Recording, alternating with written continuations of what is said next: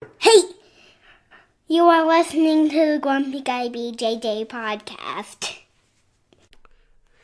Hey, what's up, guys? Got to take care of a few things before we jump into this week's episode. First, our Ramping Isometrics for BJJ program.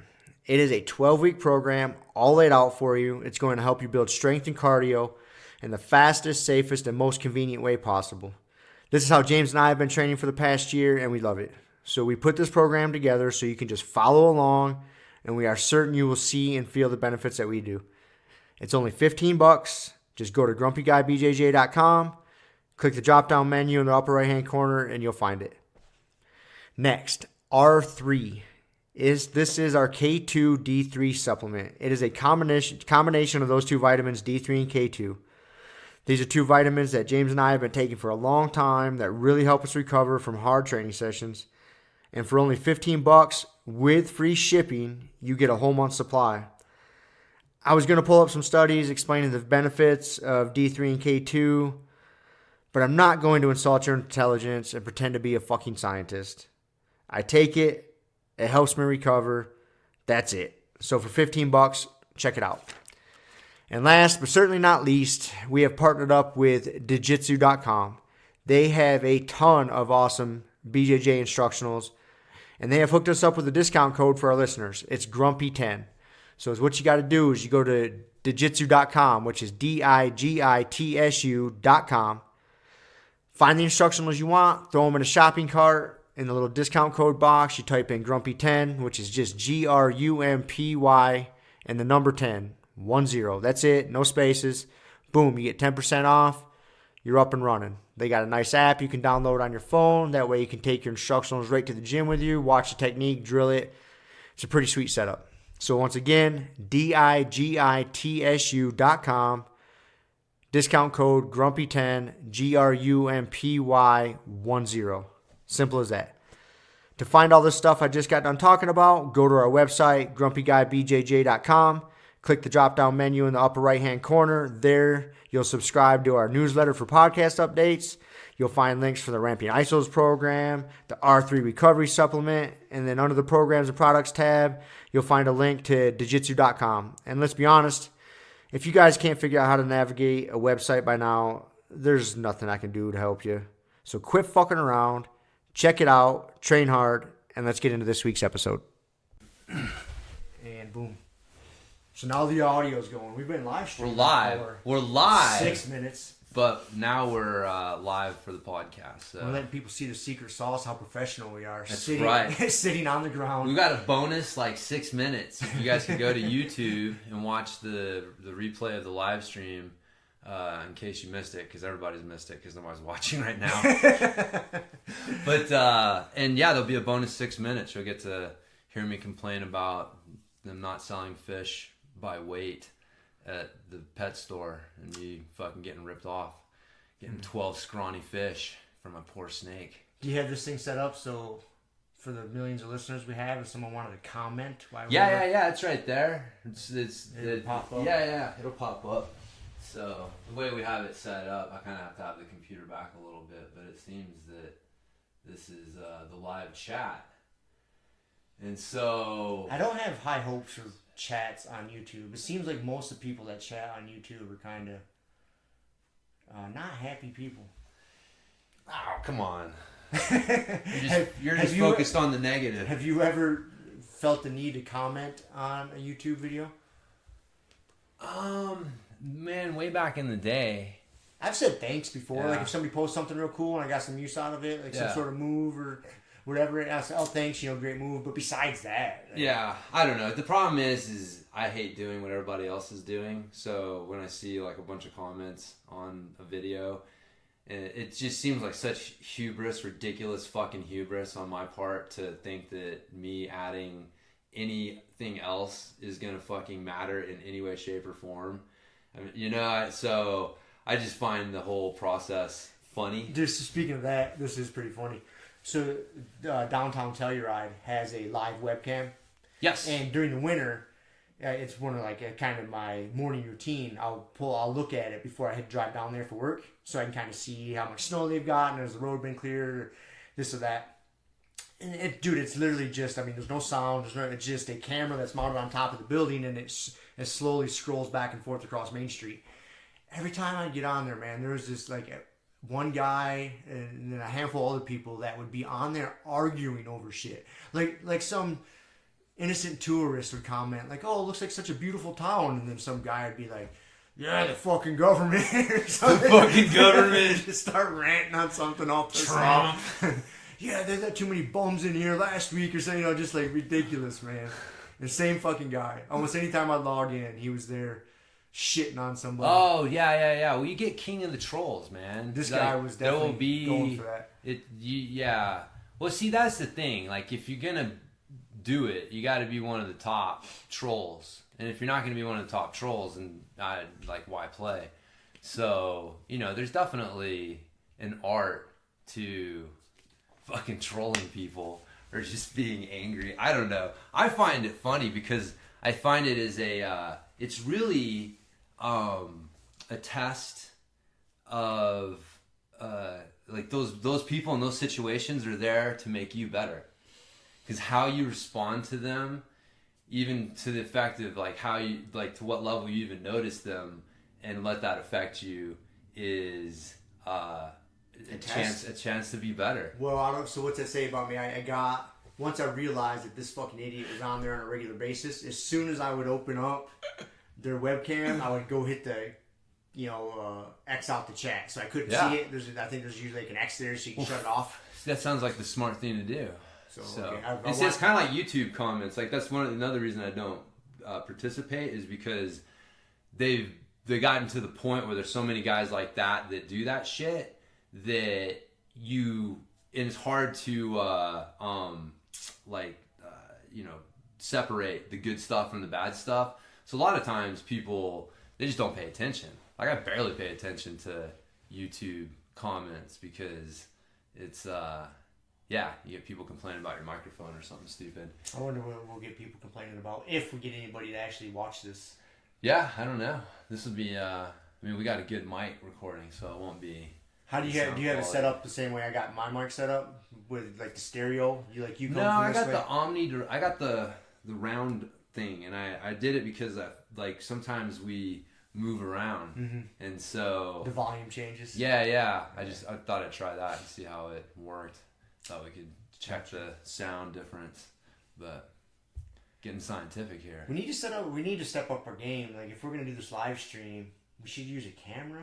I don't know why. Like, I feel. Well, it's a pretty good camera on there. It doesn't look too bad. No, that's not bad. I got a camera at my computer at work. I don't use. I'm a little self-conscious of this though. Like, I'm in the public eye now. Are you? Yeah. It's awkward. Fucking normal. It's awkward. I've done webinars with like 400 people tuned in. Like, that was a little nerve-wracking. And then you get done, and then they say, the slides never moved on our end. An hour later. Like, shit. Oh, yeah. Yeah. I think this would be helpful for us, though, because there's a lot of times we're talking with our hands or we're explaining something, and we forget that it's an audio-only podcast. No, I think it is. I'm saying that we won't have anything to explain like that. On this one, but we do. Like, I get up and show you shit all the time, or vice versa. You're like, hey, we get in this position here. So, really, what we'll have to do is we'll get it set up. We'll do a live stream. We can, Anyways, you know what though? It just dawned on me. It's kind of fucked up. Is because we always record this a week ahead of time. Yeah. But this is broadcasting live now. Yeah. And so there's people that'll get next week's episode right now, and then we'll release it next Friday. It's the same shit. We should have clicked the button on there that said schedule for later. Nah, you're overthinking it. That's just the level of professionalism. And it's not professionalism. It's there's some people who want it like now, and they don't mind watching it on YouTube, and some people want to watch like the live stream on YouTube. They're not going to fucking tune into the podcast. If you watch the live stream, why would you listen to the podcast? True. And vice versa, right? Like, there's people who they're going to listen to the podcast, and it doesn't matter if the live stream's available a week early. Like, they're just not going to watch it. Yeah. Or if they are fucking like hardcore fans enough, one of the 200 that really want like pull it up and just have it playing for the audio. I mean, I had to do that for the first couple episodes of Matt Burn podcast before they got on like Podbean and other things. They were just on Keenan's Are YouTube they on channel. like iTunes yet? Yeah, they're on all that stuff. Are they? I get them through Podbean. Okay. Yeah, but yeah, the first episode or two I had to play through only YouTube. on YouTube. And, you know, I'm not willing to do that with a whole lot. So, but hey, man, if we reach that area for someone that they're willing to do that, I say that that's their reward is you get early access plus the 6 minutes of bonus bullshit. Oh, we have plenty of bonus bullshit. Yes. Yeah, dude, because, you know, I didn't watch much of the, or listen to much of the Matt Burn podcast at first for that reason, because I very rarely listen or watch podcasts on YouTube. It's all on my phone. Because most of it is when I'm doing stuff. Yeah. You know I just had it playing on my phone. Yeah. And the thing that sucks is you can't, YouTube, if you don't have the premium, you can't close the screen. Play in the background, yeah. So, you know, good job, YouTube. Yeah, it's almost worth The paying premium, for. it's not cheap though. It's like $30 a month or something. Yeah. But you get a bunch of shit. I don't know. I haven't even looked into it because I just don't even. Last thing I need is more fucking shit on the phone or screen calling my attention. Yeah. But what are you gonna say? I don't remember now. No, interrupted you. That's okay. It's all right. Snakey's getting after those tiny fish. I mean, you don't have Snakey in the live stream. No. You need to change the angle of the camera. Yeah, we'll figure that out. Put it over here. We should have like a panning camera, like back and forth, like the one on Telluride State Street. Yeah. But no, I did have it. I fed them when I was feeding them. I had it turned, so gotcha. You know, they watched them attack me. Yeah, that's right. Yeah. So if you're listening to the podcast, part of the 6 minutes of bonus bullshit is I'm seeing the proof that my fucking snake attacks me when I feed him, man. He comes after that net and gets aggressive. So he snuck up on me once or twice, man. I was getting something. He doesn't really attack you. He attacks the net. He's not necessarily going after your hand, right? You know, if that net wasn't there, he would go for my hand. Like, he's attacking what's coming in there. Yeah, and I got my fingers in the net because I'm trying to, like, push the fish out. And he's like, so from my point of view, he's attacking my fingers. If the net wasn't there, I think he'd still go for it. Because he's done that before. That's how I realized he's a little fucking crazy. I was like, dude, he looks like he's like looking at me like he wants to eat me. And I put my finger in there and wiggled it. And that's when I was like, oh, okay. He does want to eat me. He does want to eat me, yeah. I forget, I was getting something out of the cage. Maybe when I was cleaning it and I was grabbing something, I didn't realize he was in the rock by the water dish. And dude, he fucking came out and hit my finger real quick, and it was one of those like, whoa, what the fuck is that? And I was like, took me half a second to realize that my snake just attacked me. So yeah, he's when he gets in that fucking predator mode, you don't give a fuck. Mother Nature's, you don't want to fuck with Mother Nature. Well, a couple things on that. There was just recently, I think over in the Front Range somewhere, an 8-year-old kid got jacked by a mountain lion. No, really? Yeah, I didn't read. I just basically, like we do all the time on here, we just read the fucking title of the article. Yeah. And then expound on it like we're experts. Yep. So that's what it's bro news. That's what I'm doing here. I didn't read the article. It just said 8-year-old attacked a mountain lion. I scanned it and saw where it was. Yeah. But yeah, man. And it was just, they had like, I think they had like tranquilized it and had removed it from the area not too long before or something like that. And then he came back. Yeah. I want to fuck with mountain lions, man. And on the Mother Nature note, I had to go into somebody's backyard the other day. And as I was coming up, I had to go around through the privacy fence or their gate. And as I was walking up to the house, dude, there was a big ass bird sitting on there, like some sort of hawk, falcon, or something like this. Yeah, some sort of raptor. Raptor, dude. Some sort of like, dude, if that thing wants to like peck my eyeballs out, I'm fucked. And so I approached, because I seen it. He didn't fly away. He kind of walked closer to the house, and the angle I was approaching, like I couldn't tell if he was still on the fence or if he flew away. Dude, I was a little concerned, man. I was like creeping all up, like trying to sneak up on this bird. Like, I don't want this thing coming after me. No, when you get up close to them, you realize, like, dude, they're fucking big, and they got some sharp body parts. Yeah, some sharp, beak and claws. I got close enough to see that, and I was like, dude, this thing's flying away before I get any further. Yeah. But I didn't want to tangle with it. I have no idea what kind of bird it was, though. Yeah. I wasn't willing to find out. That'd be funny, dude. Like George they break the deal. You're not supposed to attack me, man. Like, I'm not on the menu. Oh, he had an agreement with The pigeons, right. The pigeons stopped getting out of his way. Yeah, we ran him down. Kept running him over. Yeah. It's like, we've got an agreement. Oh, they ended up hitting the squirrel. Ran over squirrels. He Right. swerved and missed And the he had pigeons. to pay all the money to keep it alive and then take care of it. And dude, that's so ridiculous. George is such a fucking funny character. Dude, I love that character. Like, so many times you're just like, dude, like, he just keeps like, he's so resigned to his fate sometimes. Like, that's what makes him so funny. We just watched the episode where he tried to break up with the girl that wouldn't break up with him. And then he tried to have an affair with a girl, and then she wouldn't let him, like, break that off either. Is that the one where he tried to pretend he was gay? No. I think it was. No, that wasn't. That was the one, actually, where Jerry was with the NYU student. Right. That's the same separate. episode? No, different episode. Yeah, she thought he was gay, and then he convinced her he wasn't, and then George was trying to pretend for some reason he was trying to break up with somebody. He's always trying to weasel his way out of something. But, yeah. Oh, look, we got a #1 fan chiming in there. Yes! Well, we see you too, babe. Thanks. Do you see this dog? What is up with this guy? Anyways. All right. Akka, you're going to get kicked out, man. Look at him eyeing me up. Yeah, I know. He's just all fired up from his ride. He came home, came firing in the door. I think he recognized your car. My scent. Your scent. Speaking of other ridiculous shit I saw in the news, there was a couple in Australia that got brought up on charges because they put their baby on a vegan or vegetarian, I think it was vegan diet. Yeah. A young baby. And they ended up, filing like criminal charges against him, like neglect, because the kid ended up being, like 18 months old and had no teeth and was underweight, malnourished. And they're like, you can't feed your kid a vegan diet. Yeah. This is not healthy. Right. And they had to get taken to court to get this brought to their attention, that they were fucking their kid up trying to feed him just a vegan diet. Dude, that's and people get idealistic and then they get blinded to all evidence to the contrary.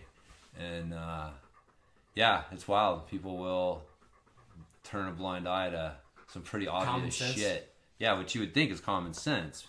But, you just, the human mind's ability to fool itself is legendary.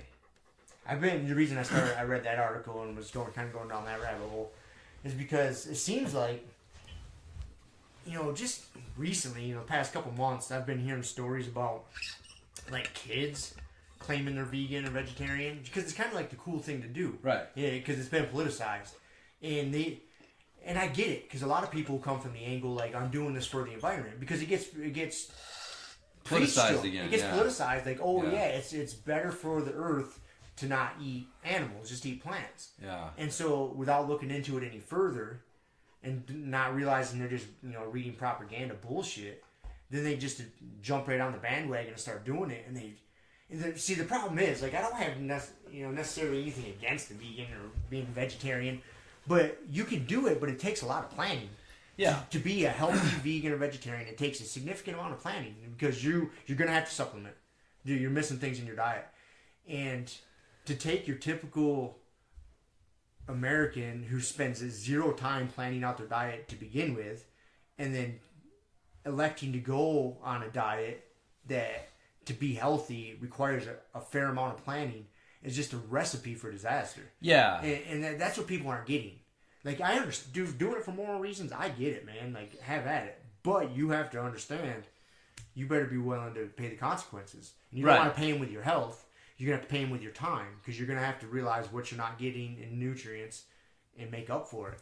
Yeah, there's pluses and minuses to it. Yep. What gets frustrating is when something is presented and the minuses are covered up, or just kind of like, like they just don't want to admit that they're there.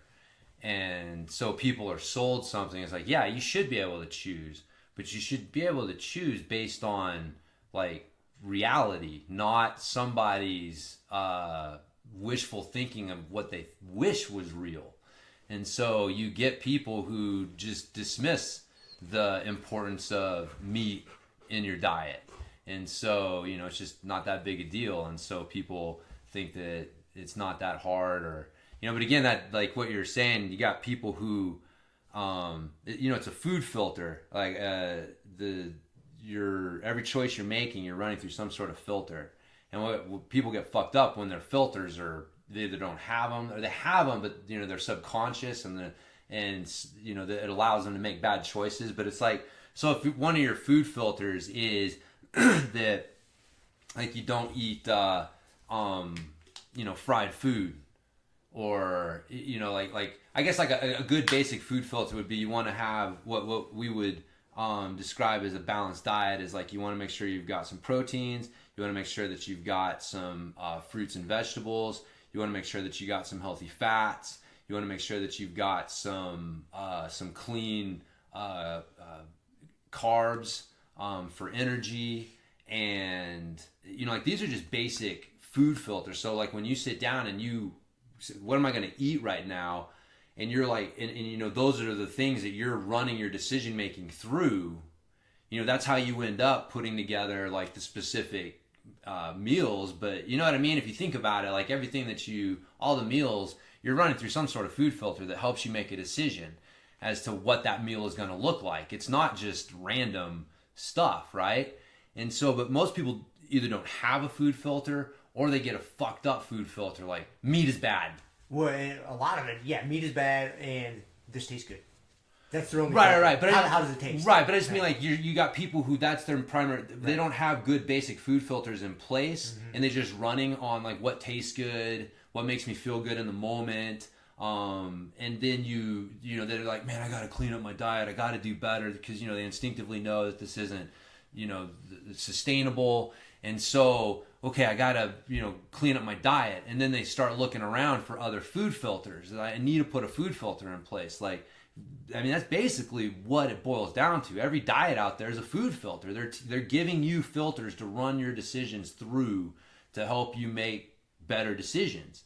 And so they get caught up in this vegetarian, veganism, anti-meat propaganda, which a lot of times is not presented completely fairly. And so now that's your food filter. Meat is bad. I just need to avoid meat. If I avoid meat and I just eat a vegetarian diet, then I'm going to achieve all of my other goals that I'm looking for. And that's a dangerous fucking recipe, man. If you get someone who already has good basic food filters in place, and then they decide like, hey man, I want to be more vegetarian. So okay, I can't eat meat, but I still need the stuff that meat was giving me, right? Like that's right. You instinctively understand. Well, I still have to have the stuff that meat was giving me. I still have to have the fatty acids that I was getting from these other things. So now, what can I replace it with? And so now, but that's not the normal person. No. But that's if you. So people put the cart before the horse. It's like, don't worry about being a vegetarian before you just understand what the basics of good nutrition are. Then start worrying about whether you want to take that as paleo or vegetarian or, that's another one. Paleo is a fucking shitty food filter. Like that's a secondary food filter. That's, once you've got your primary ones in place, you want to start adding some secondary ones to kind of fine tune what you're doing. That's great. But you start throwing those secondary ones up as primary food filters, like I just need to eat paleo. All right, let's go to the supermarket. Got paleo on that box. All right, I can eat that. Paleo. And then you make bad decisions because your food filter is off. So yeah, you got to have those basic, primary food filters in place, which are just the building blocks of solid nutrition. And then there's a lot of, intermittent fasting, right? Same thing. Like, hey, I got news for you. What you eat in that window still counts, people. Like, just because you didn't eat for 16, 18, whatever hours, doesn't mean that you can just eat like a dumbass during your feeding window. So there's still that, you need those primary food filters to help you know how to use these other things, these more specific things wisely. But that doesn't sell books. No, it's not exciting. No, that doesn't. You can't get clickbait headlines with that. So, yeah. Anyways, I'm not even sure how I started talking about that. I don't know either, man. It seems very fucking random. As you were going off on it, I was like, how did I get us here? I don't know. I got aspirations for us, though, with this live stream shit, man. Like, I think we need to be professional. We need to have, like, headphones and... a couple microphones. Do you? Yeah, each our own microphone. Maybe like a little professional fucking table that we sit at. Listen, man, I'm here at your disposal. Whatever you tell me to do. I don't know how to accomplish most of this. I'm just the talent. It's not that hard. You just look it up. You're just the talent. Dude. What am I? You're producer Rob. Shit. Well, you're both, man. You know, you're like the producer and talent. So, but I'm just the talent. So I get to be the prima donna. So if I don't like it, I'll tell you no. I'll storm off live. Pissed off. That's right. Kick it over. Your little table. Kick over her microphone. Fuck this table. I don't like this table. This is bullshit. I specifically asked for oak. This is maple. It's fucking horseshit. I said no blue M&Ms, asshole. If I get a table for us, it's probably going to be like a garage sale or Salvation Army thing. Something with some character to it. Yeah. That's Something good. very cheap. You should find an ammo box. An ammo cache. Yeah, like one of those 50 cal boxes. I mean, you could keep all the shit in it. And then just unpack it, and you got a table right there. So it would be gangster as shit. An ammo crate table. Yeah. That would be pretty cool. It would be pretty good, man. So. Speaking of that, man, that Sniper Elite 4 I've been playing on the PlayStation, that game is fucking fun, dude. Yeah? It's a lot of fun. Nice. I'm killing the Nazis. Oh, yeah, that's right. It's a World War II game. World War II, I'm some Italian sniper. But now I'm on a level to where I'm not killing Nazis. Well, I am killing some Nazis, but I'm also killing some mob guys. I've partnered up with one mob family, and so I'm killing some mobsters and some Nazi soldiers. Such a fun game. It's a little like Grand Theft Auto style, open world. Yeah. Yeah, because you have the map and you have your main objectives, but then you get these little side things, and you can just kind of like. Not necessarily go right to the main objective. You can kind of, free roam and just kill a bunch of people and then come back and do this. It's fun. Nice. Very violent. When you get a good headshot, it zooms in, like action movie style, to where like if you really get a good shot, it'll follow the bullet in and then show you blowing through the guy's head. Then it goes into like an X-ray, so you can see his skull and you see the bullet penetrating and the skull fraction and guts flying out. Dude, it's so violent. That's so funny. It's awesome. How over the top. They're like, how over the top can we take this shit? They took it. Nice. They did it. And it was free. Free download. That's good, man. Yeah, it's crazy how games are, like, awesome games like that are... Usually the free ones suck. Yeah. More 99% of the time, the free ones, they yeah, well, they're just trying to, like, take sure, games that didn't do so well and get something back on the I'm sure they're investment. going to try to get me to make a purchase. Like, I'm going to get to some point in the game to where I need to upgrade something, and I got to probably download some sort of special pack to go along with it. Yeah. They're dangling that carrot. They're getting me bought in, and then going to want me to make a purchase. Yeah. I'm sure. Fucking go. Come on, go. He's just sitting here whining. I don't know what his deal is. Go, go. Come on. Out there. Go. Go. Go out there. Go run around. Go play. Fucking dog. He's just sitting there whining. It's all wound up. So, it's the Kavorka. It is the lure of the animal. That's it, buddy. I gotta start recording with the fucking garlic hanging around my neck. So, man, speaking of dogs, you've seen Dog TV. I have not. You've told me about this. You said you've seen it. You've come over and like we told you about it. But I know I've had clients that have their dogs watch TV. Oh, but you haven't seen like dog TV. I guess it could have been on dog TV channel. Yeah. Most of the time it's on just. Yeah. I never really paid attention to what the dog was watching. Oh, yeah. I haven't actually seen dog TV. Yeah, man. It was we came across on Sling. They give you free previews of different channels. So, we've got our high schooler. Oh, wait a minute. Is she home? I've got. Oh yeah. How's it going? It's going good. We need an update. So I've got. She's got some news actually for our podcast listeners. So, yes, go ahead. I am first chair alto saxophone. Nice. Yeah. Yep. Good job. Thank you. Had a playing test, and apparently I did the best. So I'm first chair now. Yeah. That's awesome. Yeah, yeah.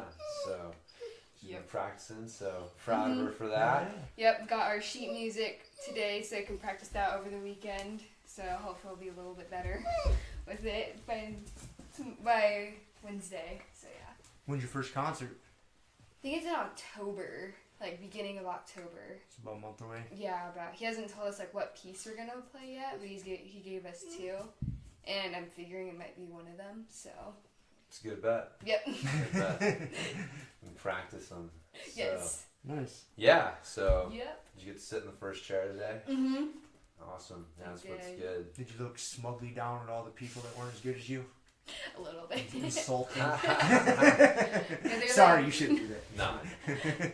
She's not like that. No. But yeah, there are 5 alto saxophones, including me, so I beat 4 other people.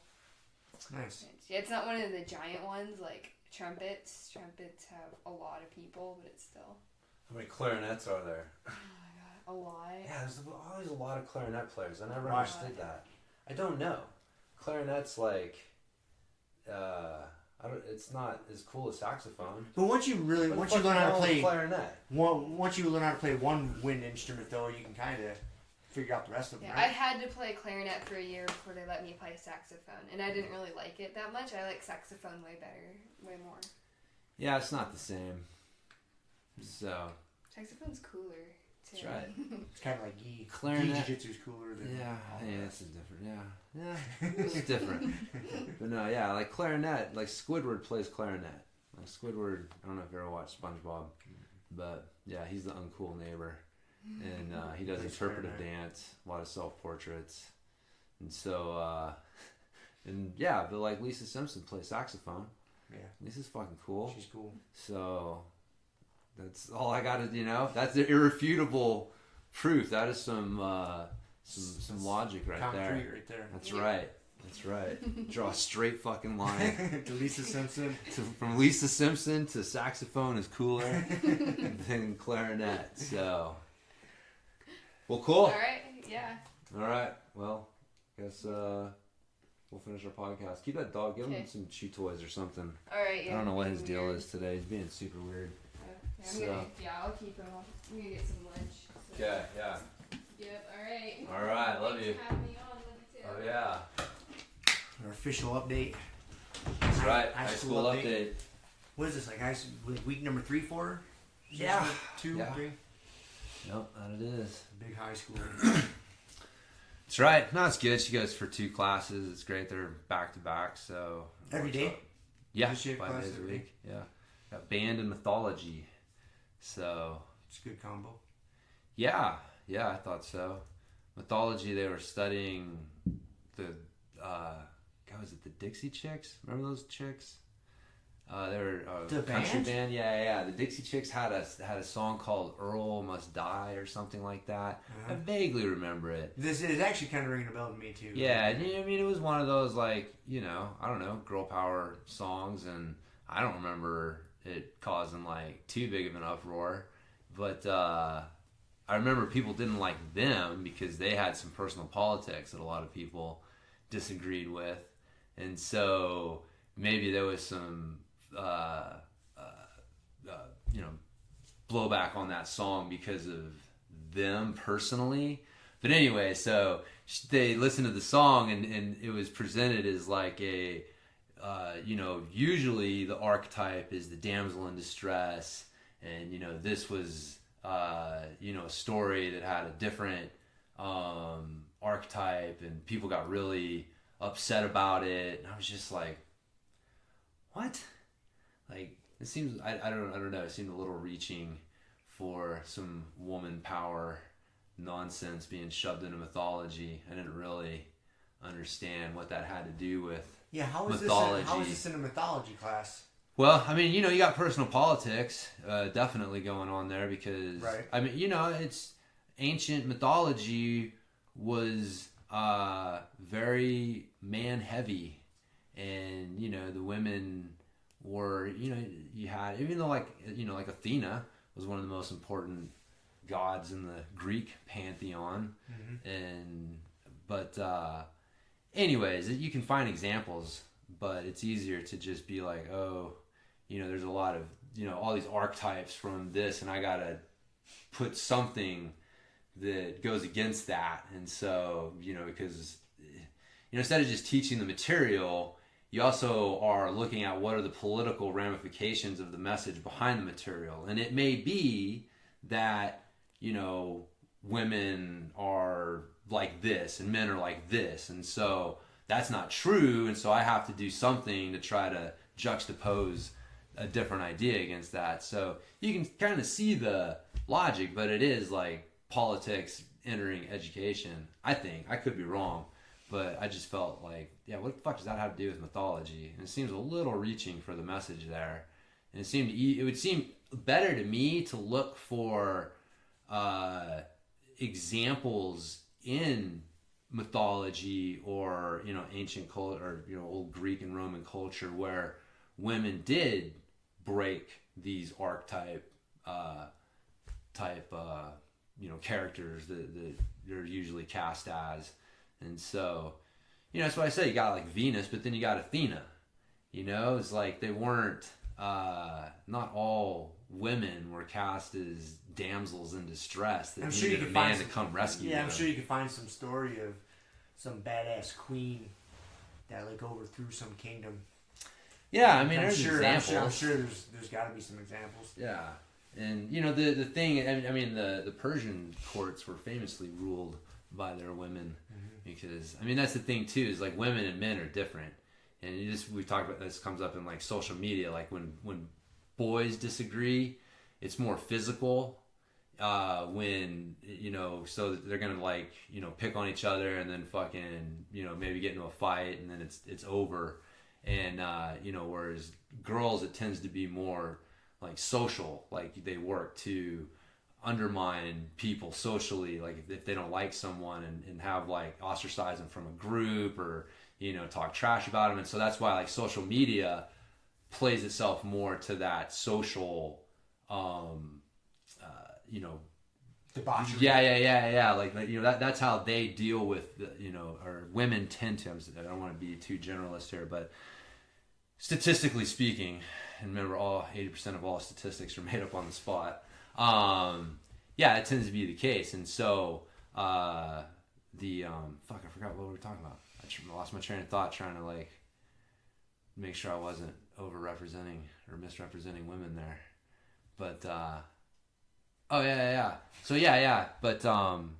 were talking about the mythology, and just it's easier to find. You can look for examples, but that was the women. Men, if they're gonna conquer a kingdom, tended to fucking throw on a suit of armor and rally 10,000 men and go across the border and kick the shit out of the other kingdom and take them by force. Whereas like if women were gonna do it, they would marry the king and like do have their influence that way. And so it's just a different way that women would gain power. So like women have always had power throughout history.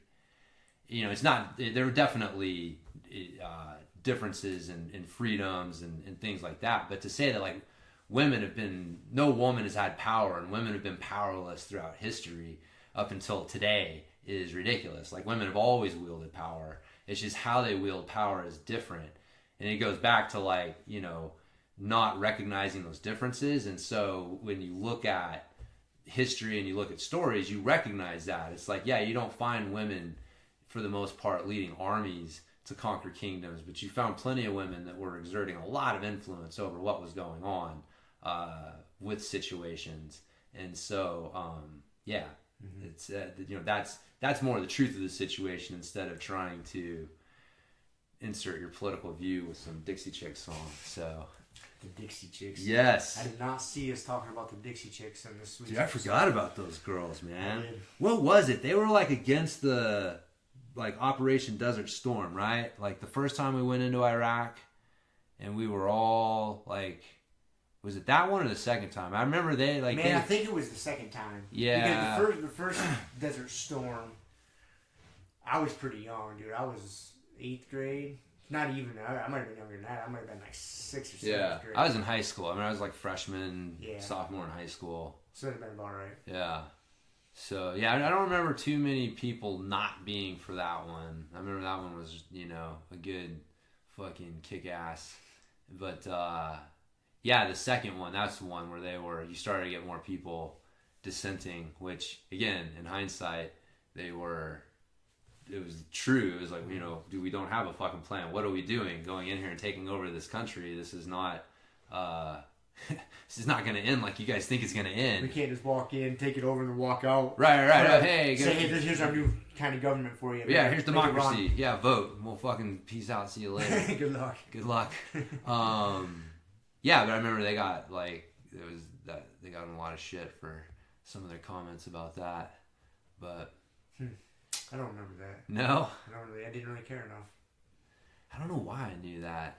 I think I knew, I went through periods where I was watching. I wasn't like real political. I always kind of knew that there were slants, but like I went through some stages where I was watching some Fox News, and listening to talk radio. Oh yeah, fucking. Rush Limbaugh and Michael Savage. Michael Savage was the one I was trying to remember. That he was my favorite, man. Yeah. Like Limbaugh was always too a little bootlicker for me. I like Michael Savage. Yeah, Savage would just go after everyone. I remember, dude, I did that, man. It wasn't very long.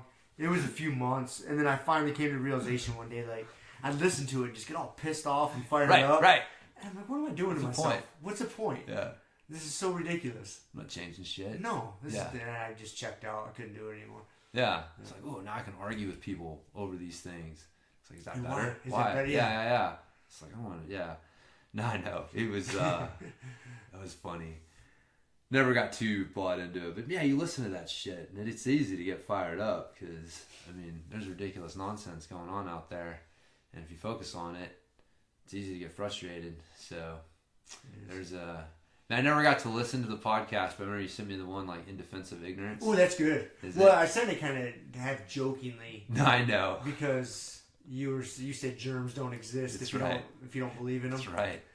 But no, it was This American Life. Have you ever listened to This American Life podcast? I don't know. I don't think so. It's good, man. They got all kinds of different things they talk about on there. But this episode, the title of it was In Defense of Ignorance. And there's a couple different stories in there. But the one that I really enjoyed from that theme was about, I think it was an old Chinese lady. She had got diagnosed with cancer, like stage 4 cancer. And they gave her a very short time to live. And I guess it's customary in China that a lot of times they'll give the diagnosis to like the immediate, brother, Mm-hmm. sister, or something like that, and then it's up to them to pass that information on to the patient affected. It's pretty much the opposite of patient-client confidentiality. Something like that. I know. There was a reason for it. I didn't get into the details of it, but this lady's sister chose not to tell her sister that she had cancer and I was going to die in 6 months or whatever it was. And she's like, there's no point. She's, 75 years old anyways. Let's just let her enjoy the rest of her life. If it's only 6 months now or, 6 years, like whatever it is. But it was pretty grim. Like they were all certain she was going to die. And so they had to get the whole family bought in. And the reason it got trickier is because most of the family had grown up and moved away. Like one of the sons was like living in Japan. One of the sons was living here in the States. They had moved all over the world, and they had to come up with a reason to all go back and see their mom one last time. They didn't want to come back. They didn't just because no one had trips planned to make trips back to China. So for everybody to show up at once, she would have been like, "Why is this happening?" And so the one son called his brother up that happened to have a child that was about to get married. I'm like, hey, let's do a mock wedding like a year early, and let's all head back to China, and we'll all head back in guise of your son getting married. So they had to put on this whole big ruse, and all the family got back and went back and saw. And so get this. So they all went back and saw her, and still never let on that she had cancer.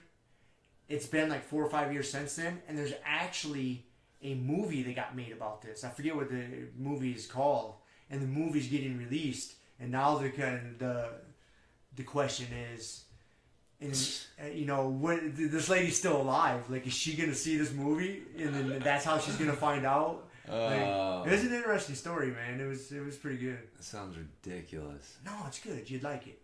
I'm not doing a good job of portraying it. No, you are. You are. I mean, it's just... There's a lot of ridiculous shit that goes on. Yeah, I mean, that's just... It's... yeah. I mean, there's people who do get told and they still survive. So it's not like, there's... yeah, it just... That seems fucking silly to me. But I guess it's their culture. Like, yeah.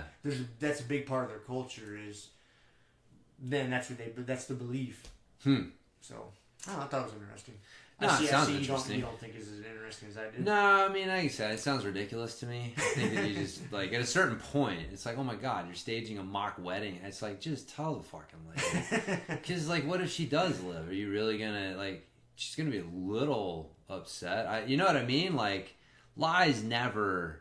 I don't feel like lies... It's not going to turn out well. well. Lies don't turn out well. They rarely ever do. And if they do you really want the fruits of those fucking lies? That really, you know, like, so I just, you know, maybe culturally it's looked at differently. Like, I can see it from how you'd be like, oh, you know, don't tell them so they can just enjoy their last few months. But it, yeah, I don't know. I probably would have done the same thing and then sat here and fucking, I don't know. So I'm not going to cast too much judgment. It just sounds silly. You seem very judgmental. I was trying to share this good story with you, James. Well, I mean, you just, you know, there's good stories about people who just literally refuse to fucking, like, accept the diagnosis. And so, like, is it ignorance or is it, like, just, you know, yeah, ignorance makes it easy to not accept the diagnosis. But is the story more the power of the mind to be able to defy medical science? Like, you know, like that's more what it is. Like, medical science, as sure as they are about things, there's usually some room for, especially when it comes to like cancer and things like that. I mean, that's why they have, like, there's a percentage. You know, like... It's not 100%. Right. Yeah, there's a percentage, which means that there's always people who beat the odds and come out the other side. And so some of those motherfuckers drink and smoke and they cried the whole time and, you know, and they still survived. And so I like the ignorance is, there is power in ignorance, for sure. Like, being purposefully ignorant about certain things, because you require brain power to think about things. So that's why, like, I don't watch the news, right? I remain purposefully ignorant because I figure if a story's big enough, you know, I'm plugged in enough to where if something's big enough, I'll hear about it. I'll find out about it. But there's no reason for me to just be... seeking it. Yes, like, every day have a habit of, you know, consuming news. I remain willfully ignorant about those things because I don't want to spend the mental energy on them. I want to spend it on other things. Like, you can't say yes to everything. And so that is actually one of the fine arts of productivity, is becoming willfully ignorant to certain things. I mean, like, our finances, I have a big picture of our business finances, but Kiele knows our finances. I don't know our I'm purposefully ignorant about a lot of the details because, man, the amount of time, energy, and effort it would take me to know those things and understand them is energy I can't be spending on other things that are actually more productive for the business. And so it's, you know, fuck, dude. One of my biggest regrets is learning how to work on my own website and write my own sales copy. Like, I should have remained purposefully ignorant on those things and looked for, you know, help more. I could have been more productive and gotten more done if I wouldn't have, but, you know, anyways. Sometimes you got to know how to do something so you can find someone who knows how to do it. So it's not totally lost, but there's certain things you just remain willfully ignorant about. So, like rubber guard. Know enough to deal with it. That's right. It's just there's so much mental time and energy I can spend on things. Doing good jiu-jitsu? Yeah, you know, just basics, man. My basics ain't what they need to be. So I need my primary jiu-jitsu filters aren't like all established where they need to be. The last thing I need is fucking trying to put some secondary filter, like, you know, some weird position in there. So, you know. It's a good way to think about it. It's fine on that note. So I taught beginners class last night, and then it was just doing side control escapes.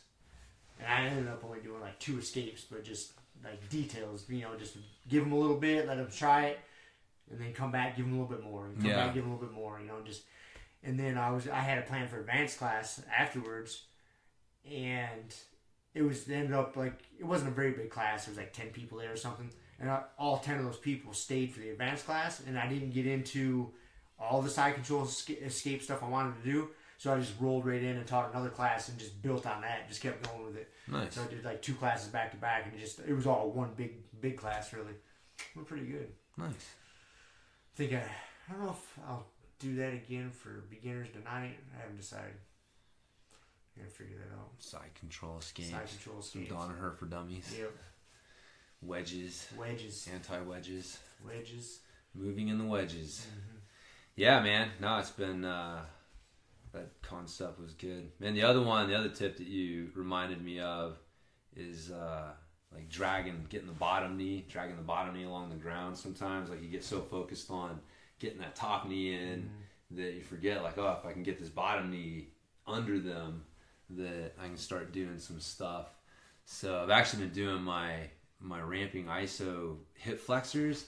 See, look at that. Yeah, see, now there we go. go. Yeah, look at you. Yes. So usually we do them like this, kind of more like open guard or closed guard. And so I've been doing them with my knees close and trying to work like this. And it's different for sure. And so, but this is more like I've noticed, man, like pulling in straight like this, I'm not as strong as I feel like I should be.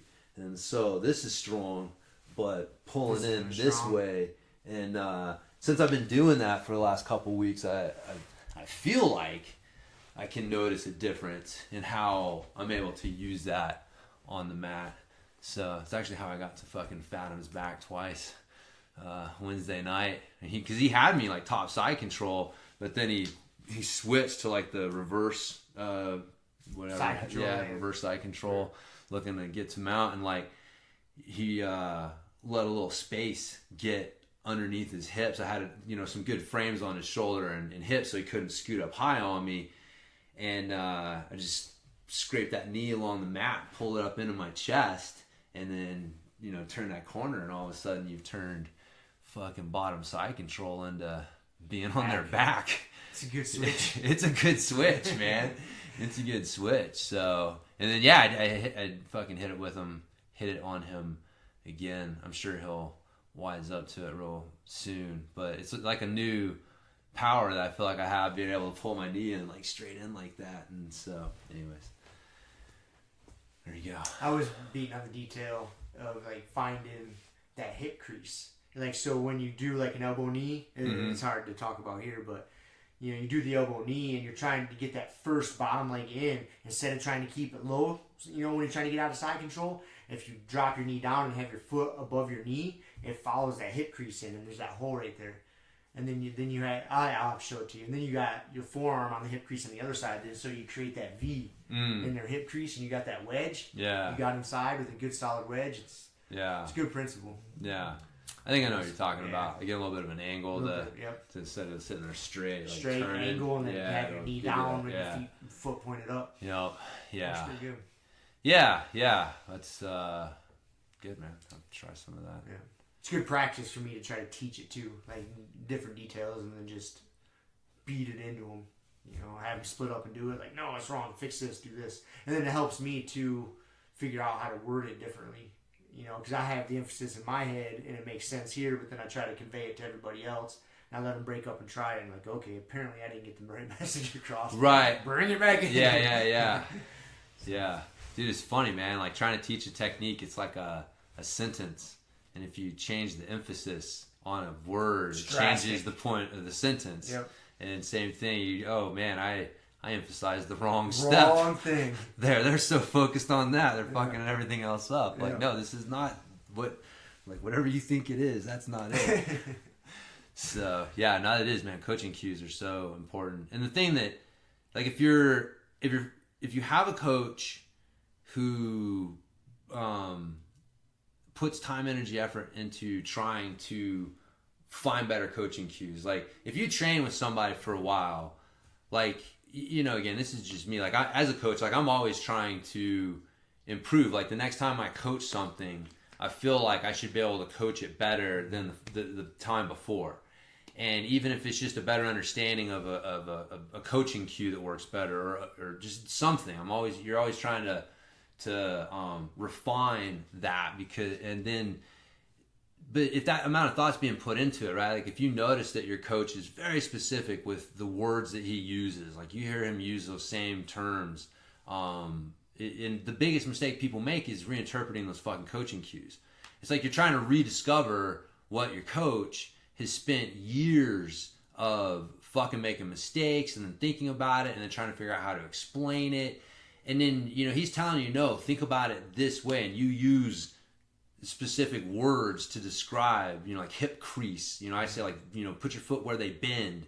Mm-hmm. And so it's the same thing. Like it's, the hip is not a theoretical area in space. It's a very specific space on your opponent. And so if you don't think that, though, you see it all the time, though. People are starting to do it and their elbows it's like, wait, that's not what we just said. What are you thinking right now? And it's like a lot of times it's either nothing or they explain what they're thinking and you're like, wait a minute, like that sounds nothing like what I just said. Like, don't fucking reinterpret my coaching cues, man. Like, literally use the words in your head to take yourself through the technique that your coach used to explain the technique. Like, don't just leave that open to chance. Like, use those same words, those same concepts. Like, don't fucking, especially if you're a white belt, early blue belt, like, man, you're in that phase of unfreedom.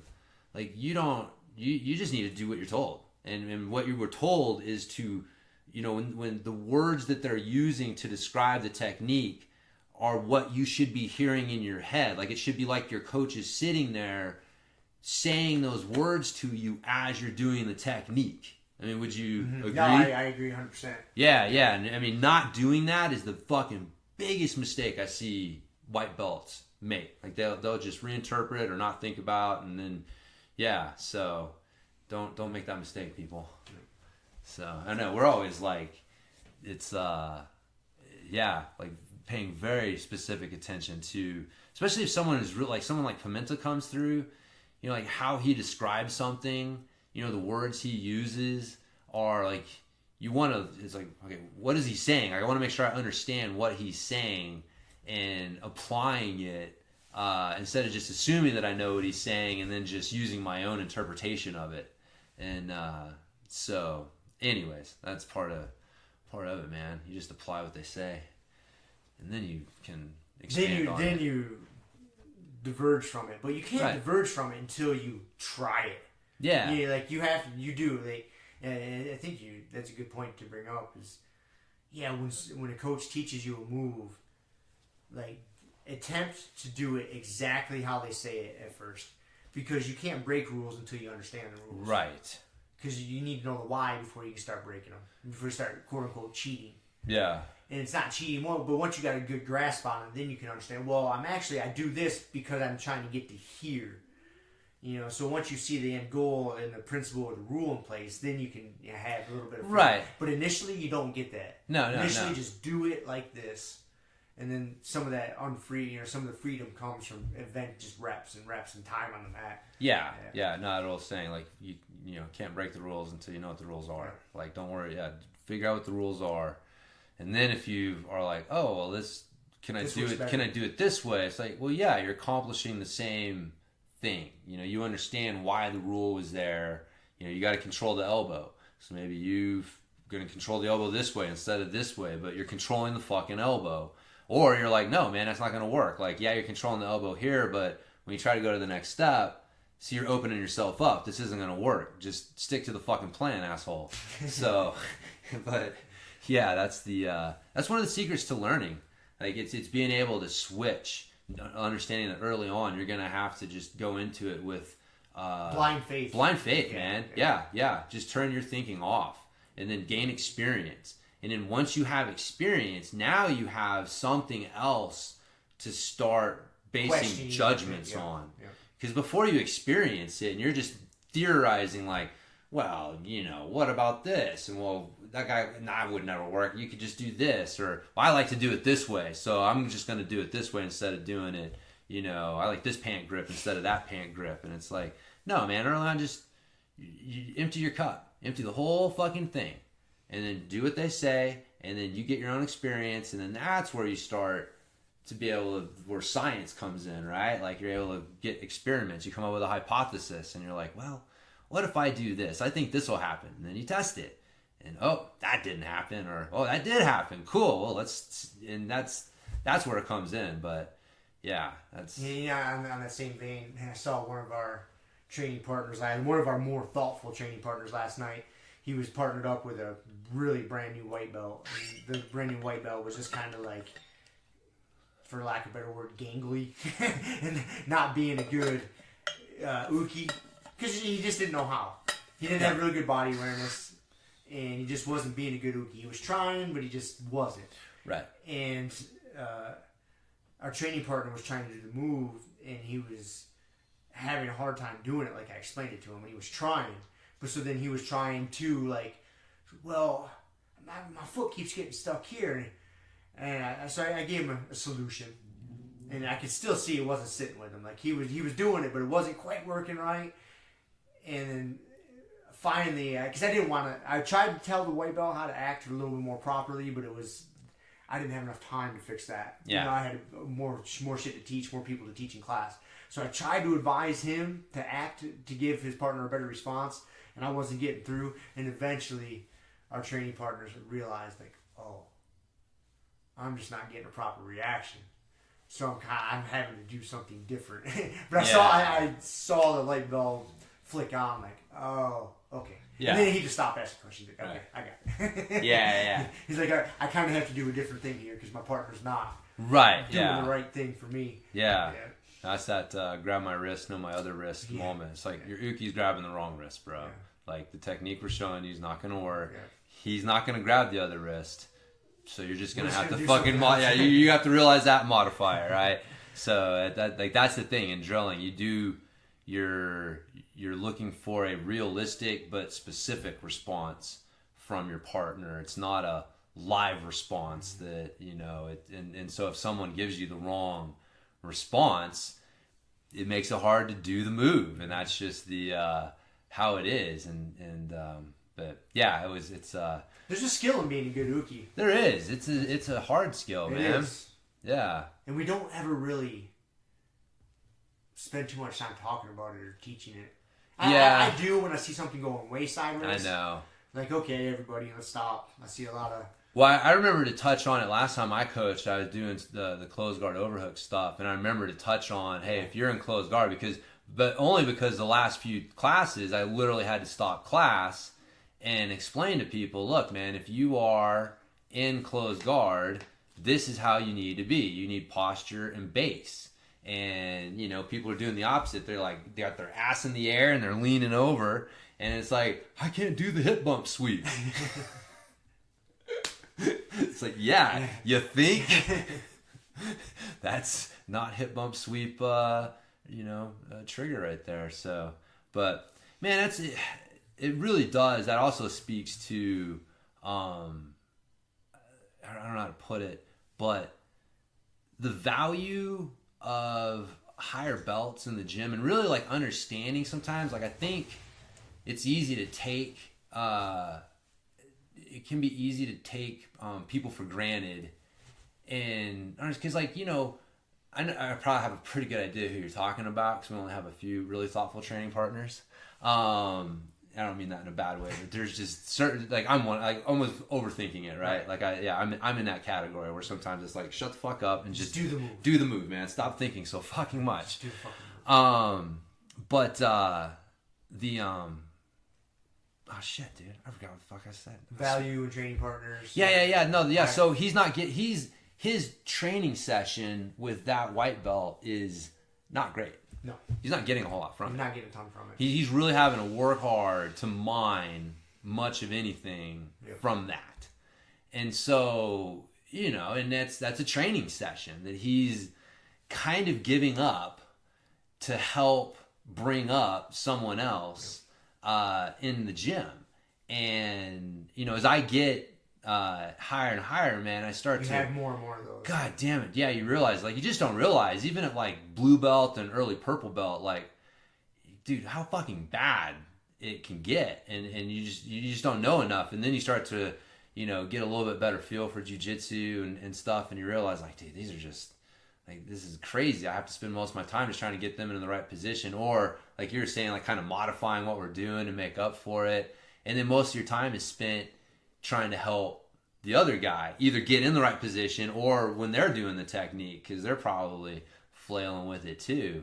And it's, yeah, I mean, it's funny, man, is the higher belts really do form like the backbone of the gym, and they do a lot to keep bring new people up and help that going. And they're sacrificing their own training time, their own progress in some ways. Although you could argue like that's lieu of future progress. Yeah, exactly. In lieu of future, it all comes around. But yeah, and in that moment, right? Like, it's a sacrifice. Yeah, if you had a competition coming up in a week, like, and like you like, I don't need to fucking worry about it down the road. Like, I need good rounds. Like, but yeah, but it's all part of the process. But it's funny, man. That you tell that story, and I've just thought about, because we got a new influx of white belts coming in, and so you get a hold of them, and you forget sometimes, like, oh my god, this guy's literally shaking, like, you know, he's so tense and so nervous that he's like vibrating, and I'm like, yeah, I used to do that too. Like, I remember, right? Like, but it is. You realize there's a resignation when you realize, like, oh, okay, well, I just need to get through this class because, like, most of this is going to be helping this guy along, which is great, but it's still like, that is a sacrifice in the moment that they're making for the gym, which is, it's important. It's part of the whole. It is. It's a good responsibility. That's why I was saying, like, it's more like a matter of, like, not taking it for granted, right? Like, it's part of the responsibility, but people want that. But it's a different thing when it starts to become, like, taken for granted and just expected. And it's like, well, yeah, man, but, you know, like, there is still some sacrifice going on here. And I don't know, people don't like it when it's just like this expectant thing. So, yeah, because when it just is like an expected thing, you don't feel appreciated. Yeah. Then you're like, man, what am I doing this for? Yeah. Wasting my time. I was at work all fucking day, and then I came in here to get some good workout and good training in, and now I got to deal with this.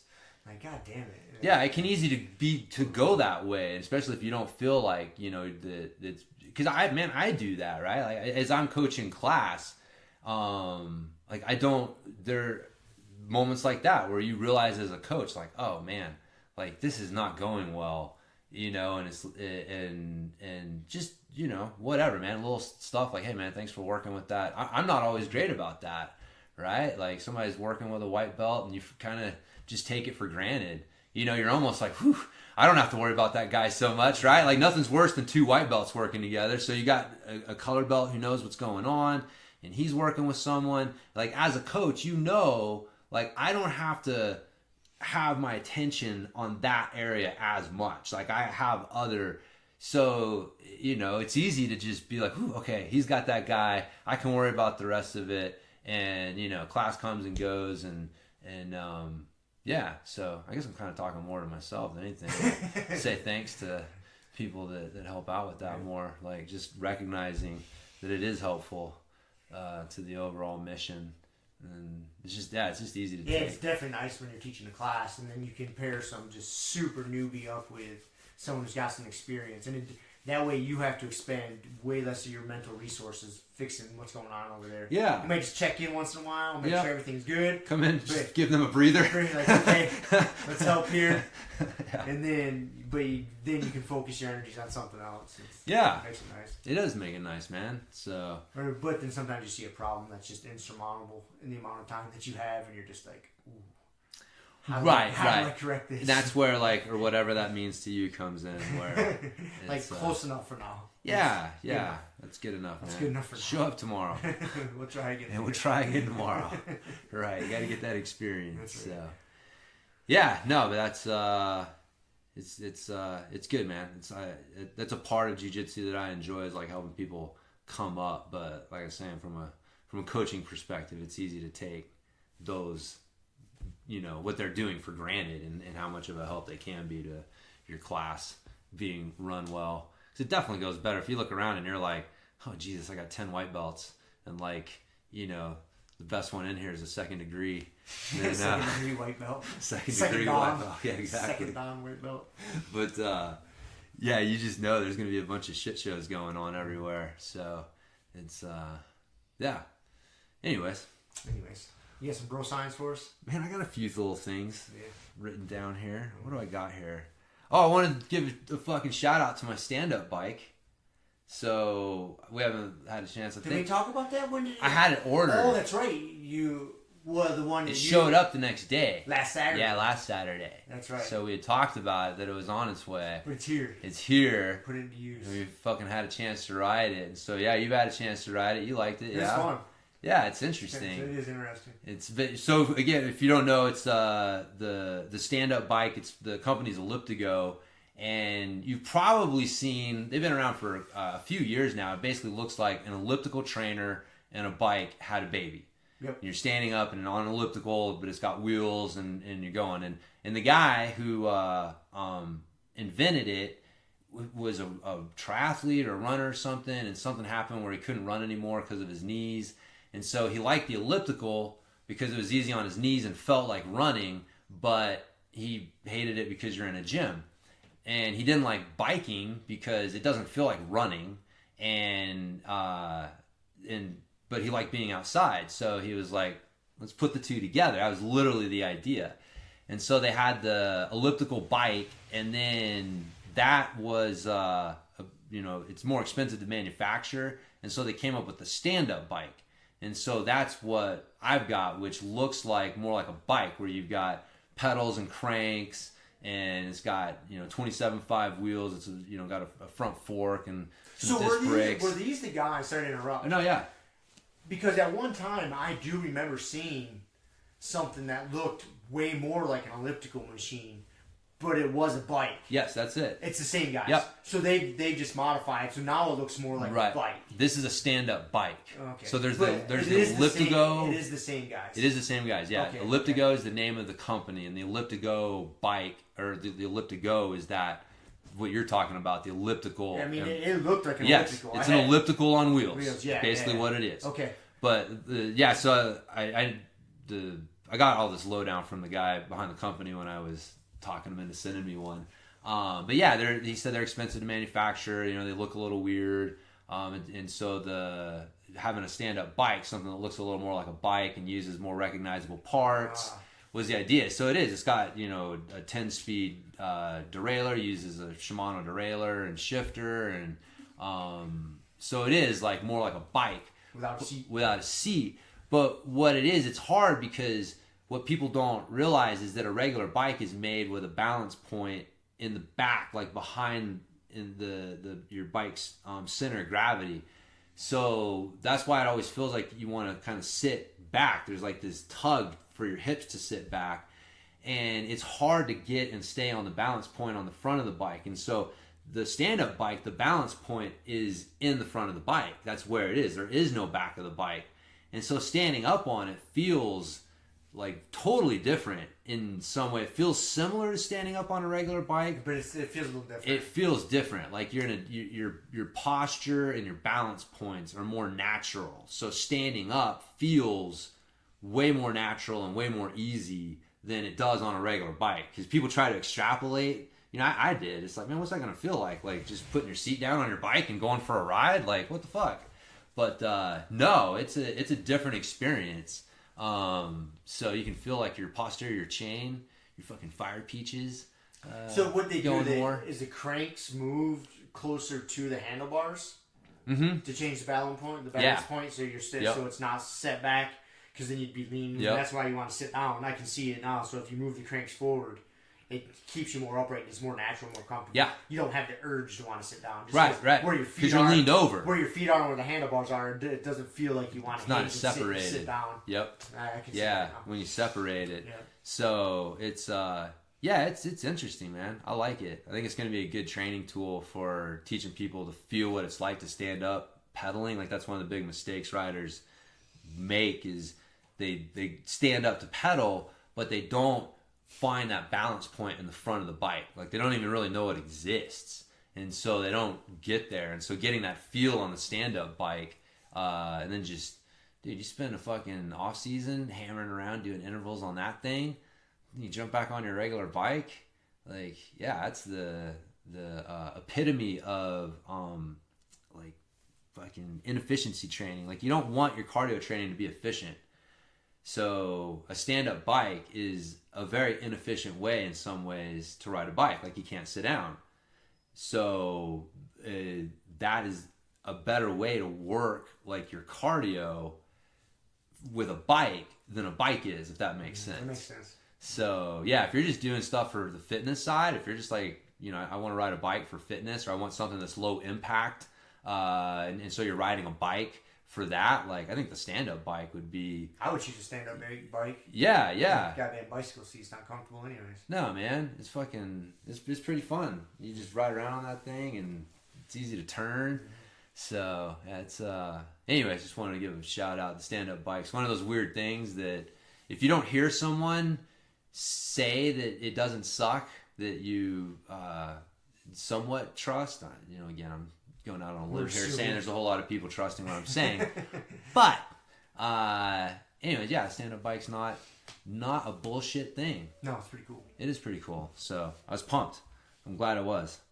I was going to be bummed if I had to send it back because I didn't want to have to package it back up. So I don't know, they may want it back still. I already cut the handlebars and changed some shit out. Hopefully they're not wanting it back. I hope not too. I was going to try to do some more modifications. I want to put some hydraulic disc brakes, maybe put a better fork on it. And yeah, I want to get that thing like trail rated. Yeah, dude. Right now it's like light trail. You can take it on some, you know, some dirt road, you know, easy bike path type stuff. But yeah, I wouldn't take it out to lunch loops.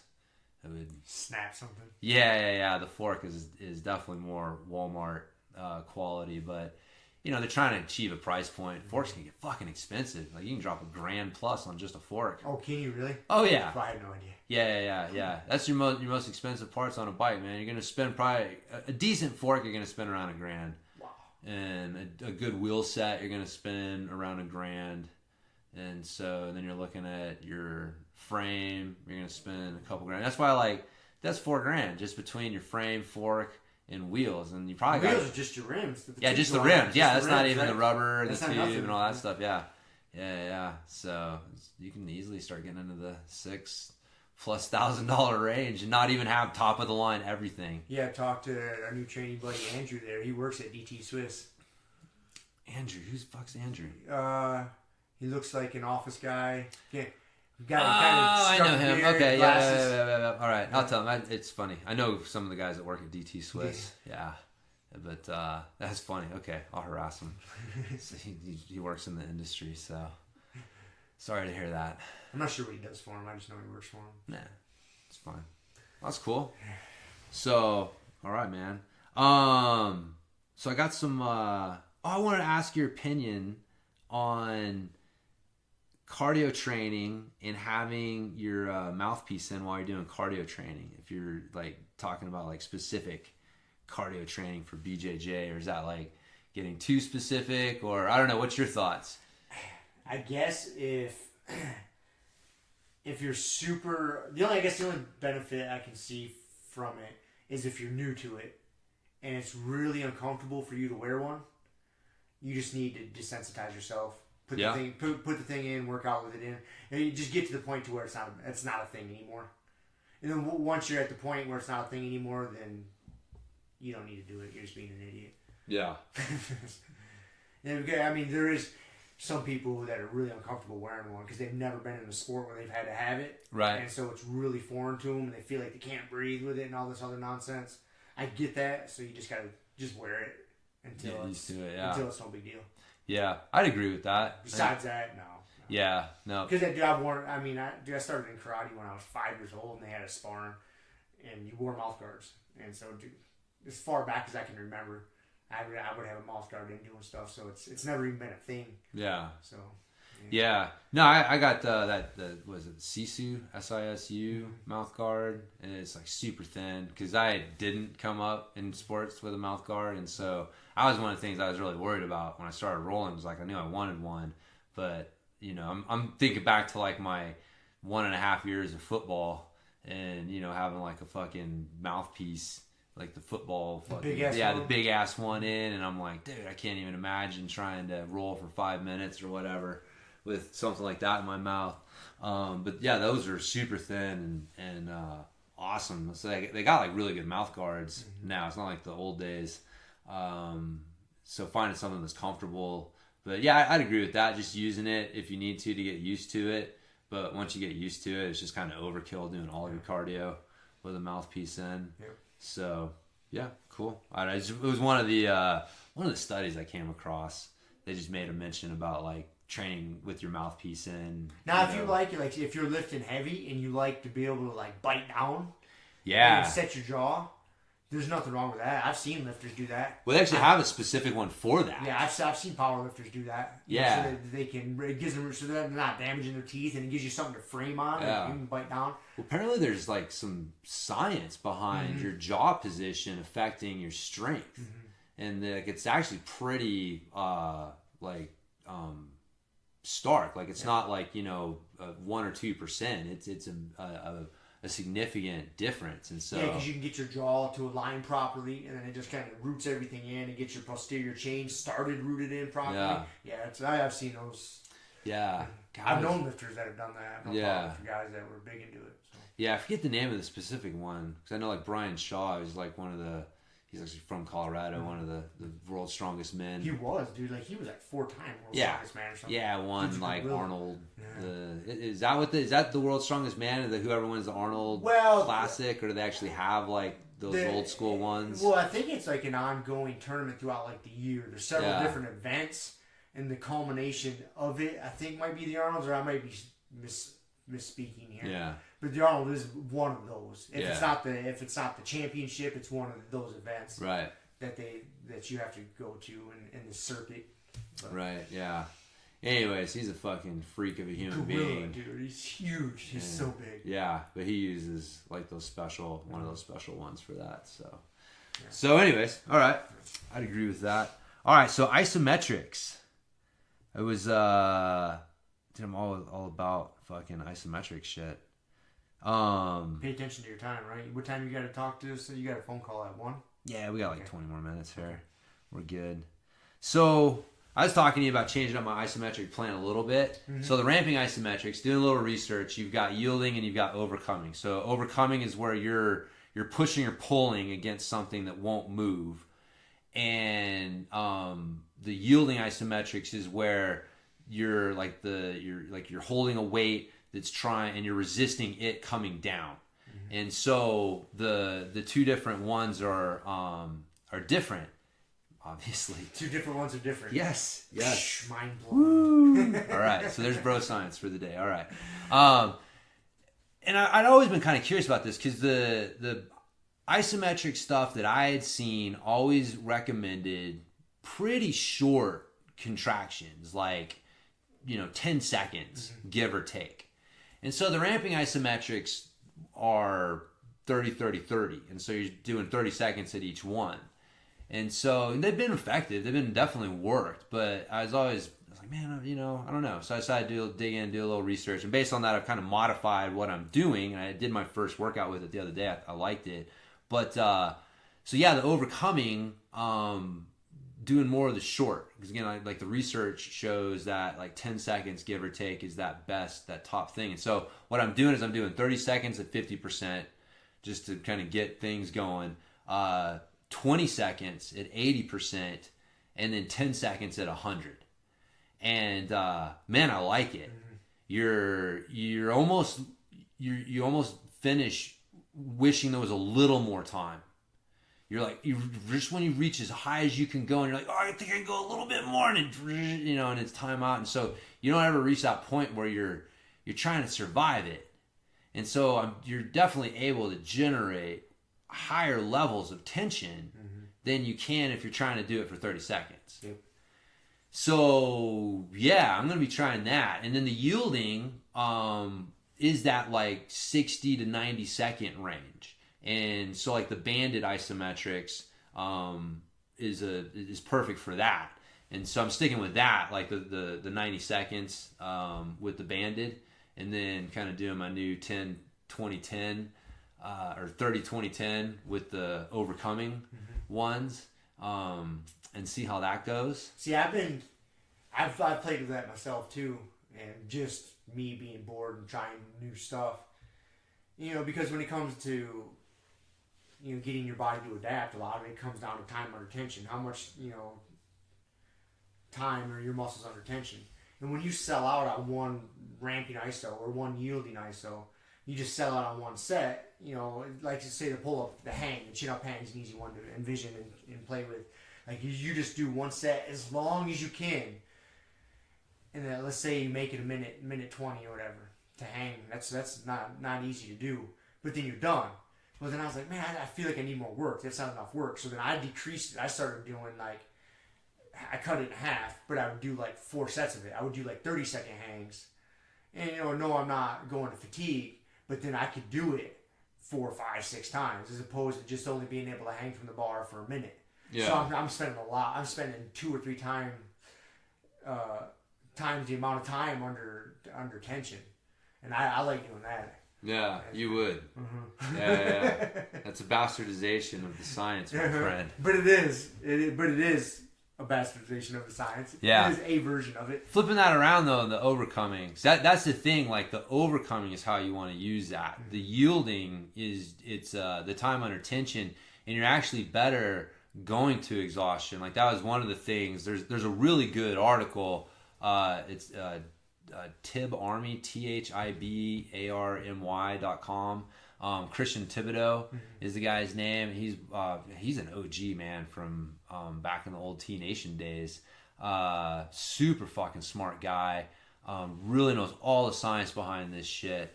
And so that's his site, and he's got a really good. He's got other articles, but the one that I was looking at there was the one that I was kind of drawn off of here.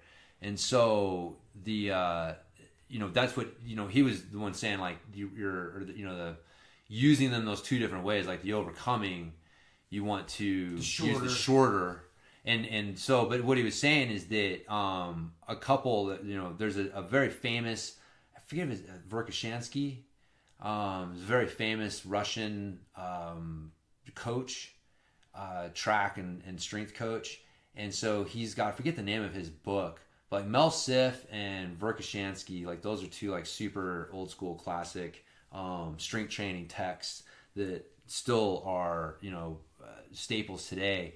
And one of the things in there was that a muscle that's not taken to fatigue is it's almost like it wasn't trained. Mm-hmm.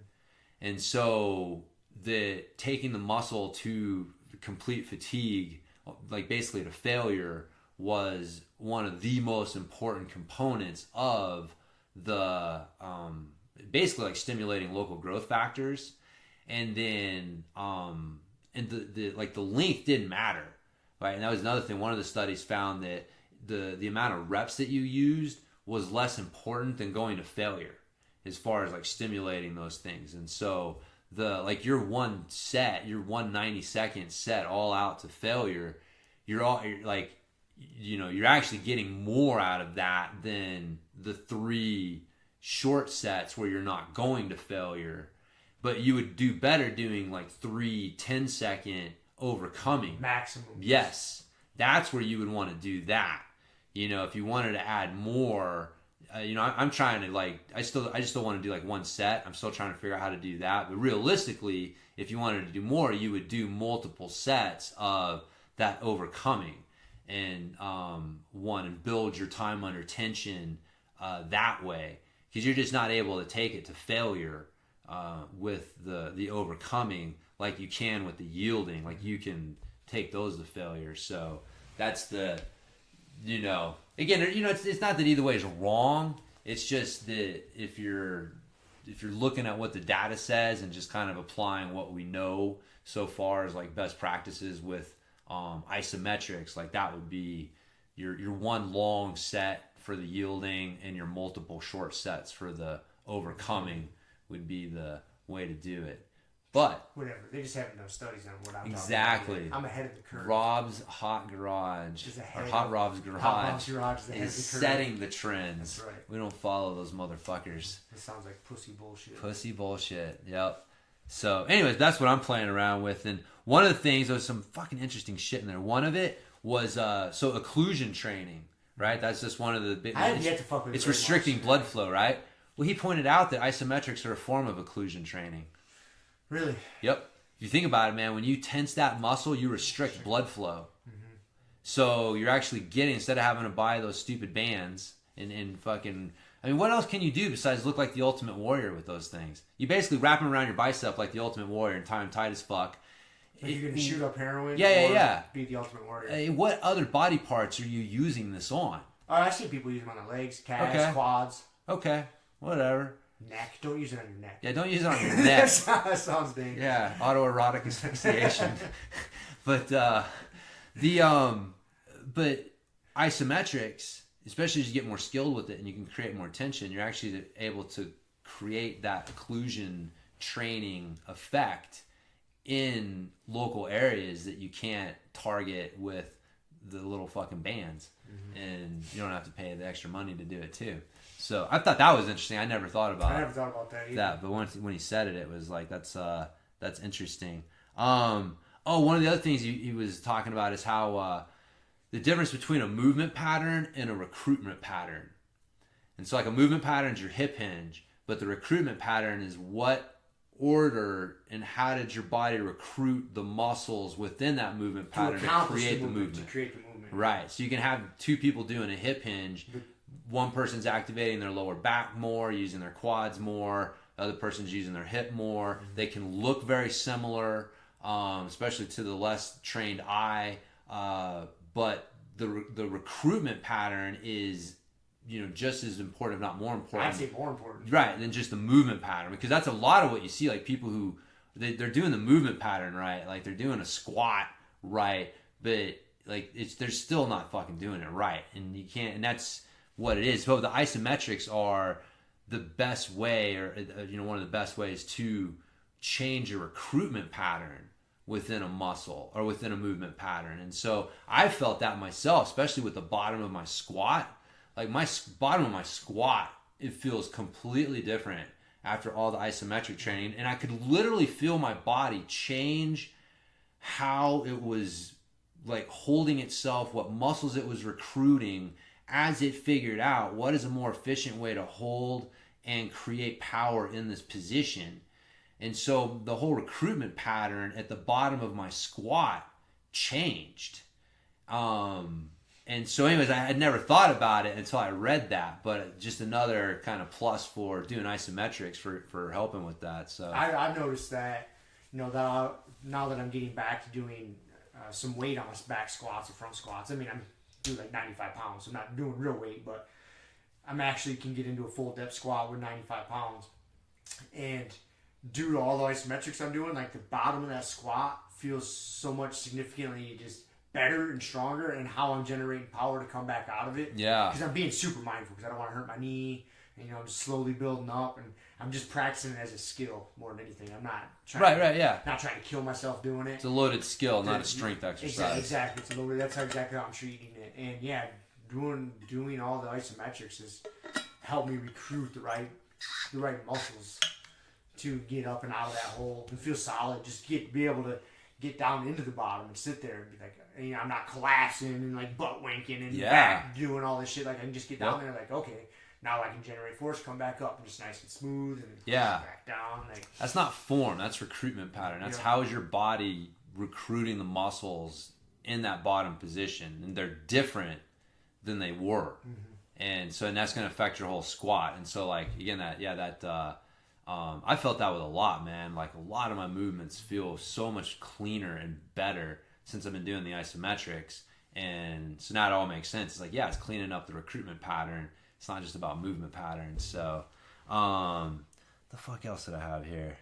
This was interesting. The firing rate of the muscle, right? So everybody thinks like if you train slow, you're gonna move slow, and there may be some truth to that. But what's slower than not moving? Nothing, right? So obviously, if you're not moving, you're just simply training yourself to not move and to be slow, right? That's one of the arguments against isometrics is you're training to be slow because you're not moving. So how can you that's the slowest thing there is not moving. But what's interesting is the firing rate of the muscle is just as fast as like if you're doing like a heavy eccentric. If you're doing like a heavy eccentric bench press, the firing rate of the muscle is the same as doing the isometric bench press. And or was it the same or is it faster? No, it's faster. That's right, it's faster. It said it, and they haven't studied it. It said it may be as fast as the concentric, but basically your firing rate of the muscles is pretty much the same whether you're doing an isometric or a movement-based exercise. Yeah. I don't know if they studied like an explosive exercise, but like the way I put it is like if you're doing a deadlift, the firing rate, whether you're doing a deadlift the exercise or a deadlift the isometric, the firing rate of the muscle is going to be the same. So you're not actually training yourself to be any slower through isometrics. It's the exact same firing rate, so you're not losing anything there. So. Yeah. I remember Steve Maxwell mentioned that, like, you're not, training yourself to be slow. You're actually training yourself to be faster, or something like that, as he was, ranting on his thing. But so, anyways, I thought that was interesting. That's again, good. Just another good because that's definitely an argument you would hear people make. Right. Well, if you want to be explosive, you got to train explosive. Yeah. You want to be fast, I got to train. That's why I use bands and chains and stuff. It's muscle fibers. Right. I can't do isometrics. Yeah. No, but you're actually training them to do that. So, and improving the firing rate in those. And a lot of times when you're doing the isometrics, like the best thing to do is to do them in your weakest spot in your range of motion. If you strengthen the weakest chain in the link, like you're going to strengthen the whole thing. And so you're actually improving your firing rate at that weakest position.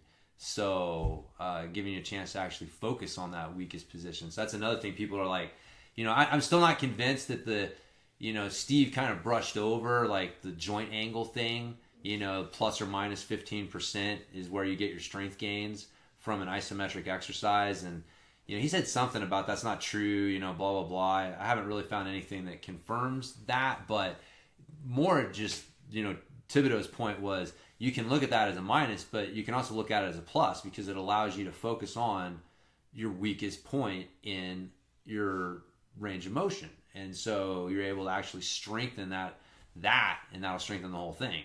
So, no matter what you're trying to do, lift heavy weights or do jiu-jitsu or just live a fucking functional pain-free life, isometrics are like not optional. Got to do them, man. Got to do them. So I like the idea of just doing like 30 seconds of 50% effort just to make sure everything's set up and you're recruiting the right muscles. Yeah. And then, I think I might try to do like 30 seconds of 50% and then 10 seconds of 100 and then do a few sets there. Yeah, man. Why The 80% ramps. The ramping up was. One, I'm just trying to like give myself the 30 seconds time under tension. Uh-huh. It's kind of like that lower end of what you need to kind of stimulate some shit.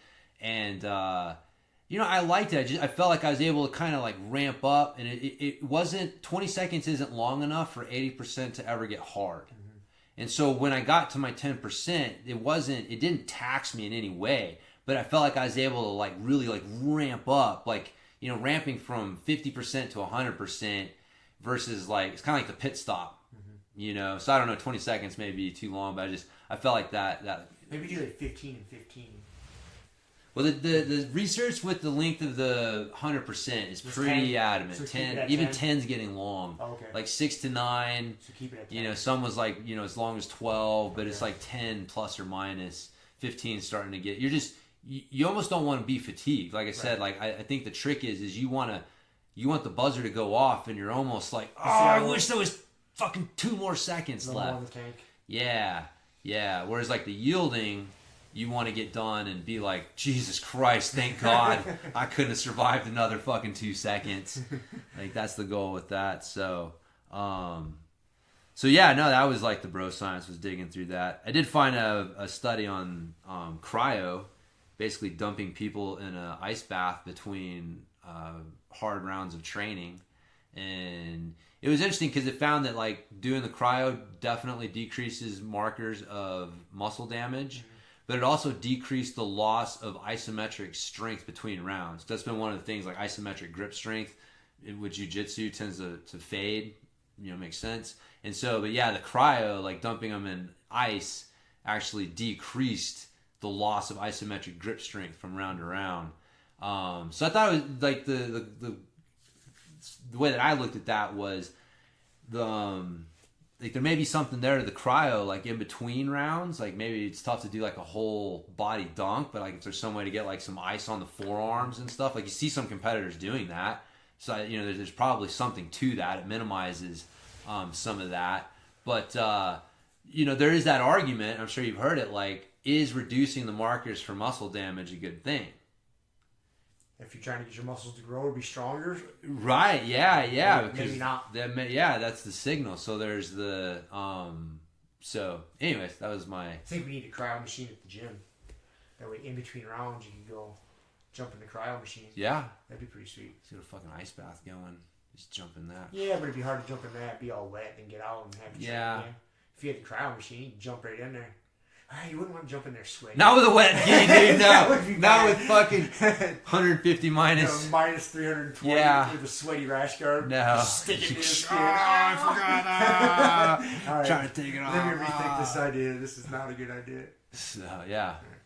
But yeah, that was my cryo research. Cool. So that was my bro science, man. That works out good. It gives us time to end it so you can make your phone call. Yeah, I got to talk to the stand-up bike guy, give him my feedback. Sweet. I don't know exactly where it's going to go, but we'll see if there's some potential for collaboration with either Bike James and them, or like Pedaling Innovations and getting some of my pedals on their bikes, or at least. That'd be cool. Yeah, man. It would be cool. So maybe we'll have an update next time. Call it a wrap. Yeah, dude. Our first official live stream. That's right. With 0 people watching it. Nah, we had Kiele for a minute. She had more important things to do. It doesn't really count. Like work. That's like your mom telling you you're handsome. It doesn't really count. Your mom tells you you're handsome? I'm sure she did at one point in time. That's why I believe it. You are a handsome fella, bro. Anyways. Yeah. All right. In your own rough and tumble way. All right. See? All right, dude. A very backhanded compliment. That's right. We'll end it there. All right. See you guys. Thank you for listening to the Grumpy Guy BJJ Podcast. Thank you all for listening. You can find us on Podbean, Apple Podcasts, Spotify, and wherever else you listen to podcasts. Please make sure to subscribe and leave us a review. It really does help and will allow us to keep putting out episodes. If you have any questions, comments, or ideas, hit us up at grumpyguybjj@gmail.com. Also, go to our website, grumpyguybjj.com, and get signed up for podcast updates and get our free BJJ Improvement Starter Kit. That's it for now, so get on the mat, train hard, and talk to you all next week. With a permanent friend, a hermit now, boom. Doggy stool, foggy, cool, got a froggy outside Molly dude. Melancholy Daisy do, hanging by the lace of their shoes. No trace of the tools, shaped into face, fuck the rules. Snooze, you lose. One eye always open, at times two, no clue, but soon a brief monsoon might give you a view to choose. Stay tuned, include, won't conclude. To the end is near, beware there's consequences for what you do. To me, demon, a devil of many levels, I keep on beating for several of them.